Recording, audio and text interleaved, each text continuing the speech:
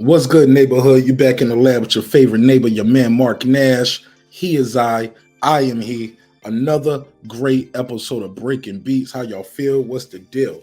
All right, so your man Andre Ward, excuse me, Hall of Famer Andre Ward recently did an interview and he gave his assessment of the Caleb Plant versus Benavidez fight.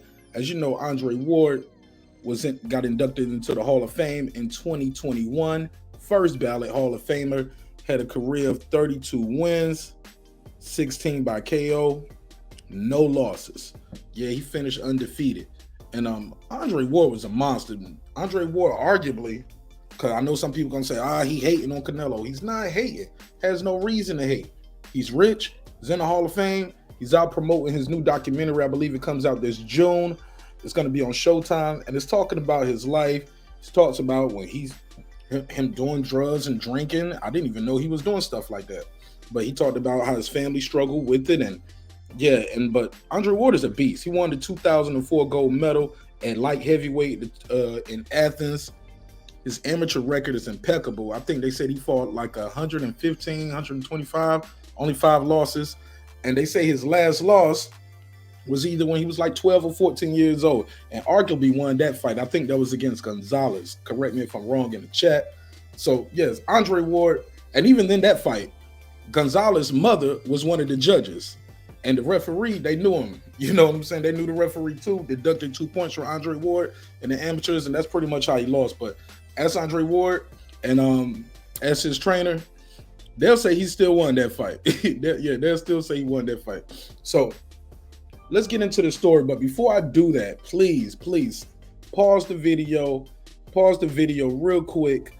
That's all I'm asking. Click that like button, click that subscribe button, make sure you hit that notification bell so you can be the first to get the content whenever I drop the content or go live.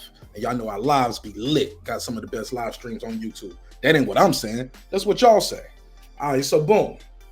So Andre Ward was talking about Canelo in this interview because he was asked about how does he favor Benavidez over Canelo or vice versa.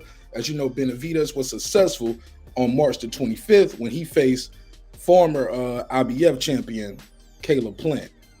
Benavidez being a 2-time WBC champ himself, you know, he only lost the belt on the scale, and he lost it to a little bit of that ooey, a little bit of that sniff.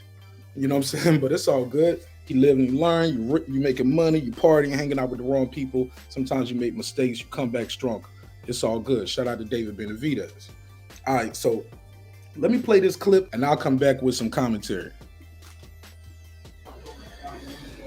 I mean, it's a reason Canelo hasn't fought him.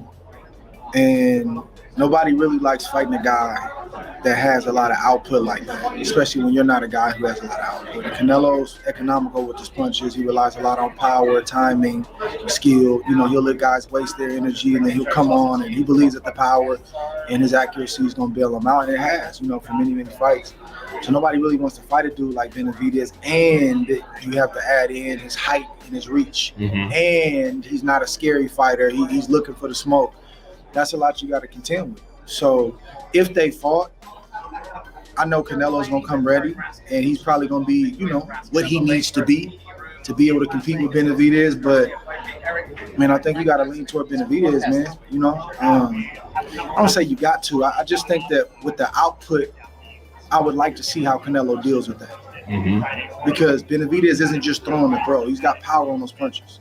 But, you know, a good boxer who understands distance and range and you know, who has the conditioning and the physical strength, as you saw early on with Plant, they can cut their work rate down. So Canelo's not just going to stand there. Canelo's got a great boxing mind. He's going to do his thing. He's going to be skillful, and Benavidez isn't going to be able to get those shots off. So I don't want to say you got to favor Benavidez. I want to say, man, that's a great matchup stylistically, and I hope you get a chance to see it. Yeah, man. And I couldn't agree more with SOG Andre Ward. I think the volume and the output of Benavidez can give Canelo some trouble. Even when we saw the Bivol fight, we saw Canelo have some trouble with the output of Bivol. Now, does Bivol fight like David Benavidez?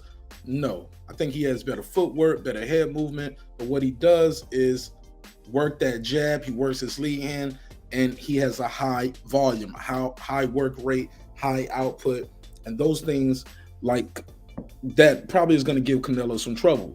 But is Andre Ward right in his assessment? Yeah, a skilled boxer like Canelo can probably stop some of that early on, can avoid some of those shots.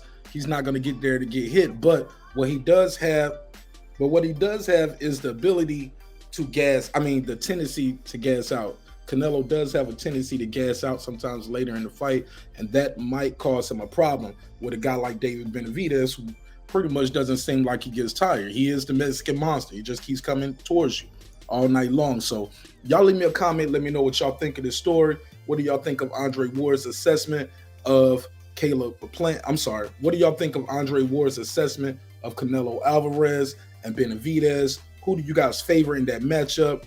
What do you think is going to be the deciding factor? Is it going to be the experience on the championship level of Canelo? Is it going to be the youth and the output and the length, the height, the reach of David Benavidez? Y'all leave me a comment, let me know. It's your man Marq Nash, another great episode of Breaking Beats, where we break down business, entertainment, art, technology, sports, and anything else you and I feel like talking about. It's a hip-hop political sports show with a comedy twist. We like to let the jokes fly because life is serious enough. Always remember, dreams require sleep, goals require effort. Go out there and get your goals. I'm on to the next episode. You can go to the description block of this and every video, and you can copy some of the merch. We got the t-shirts, hoodies, coffee mugs, short sets, bucket hats, all kind of stuff. All right. So support the show in a major way that way. Thank you again for your time, your energy, and thank you for the opportunity to entertain y'all with this video. See y'all on the next one. Make sure you leave that comment though. All right. Peace. This